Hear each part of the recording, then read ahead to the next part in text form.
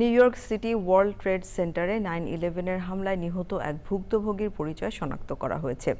ABC নিউজের তথ্য অনুযায়ী এই প্রথমবার শহরের office of the chief medical examiner এবং এনওয়াইপিডির ডিটেকটিভ ব্যুরো জেনেটিক জিনিওলজি পদ্ধতি ব্যবহার করে 9/11-এর এক ভুক্তভোগীর পরিচয় শনাক্ত করা গেছে। এই পদ্ধতিতে ডিএনএ পরীক্ষার পাশাপাশি ফ্যামিলি ট্রি নিয়ে গবেষণার সমন্বয় ঘটানো হয়। শনাক্ত হওয়া ওই ভুক্তভোগী একজন প্রাপ্তবয়স্ক নারী। শনাক্ত হওয়া ব্যক্তিদের তালিকায় তিনি 1654তম। নিউ ইয়র্ক সিটির প্রধান মেডিকেল পরীক্ষক ডক্টর জেসন গ্রাহাম বলেছেন, এটি একটি যুগান্তকারী সাফল্য। ওয়ার্ল্ড ট্রেড সেন্টারের ঘটনায় নিহতদের শনাক্তকরণের কাজে নতুন পদ্ধতি প্রয়োগ করা হয়েছে।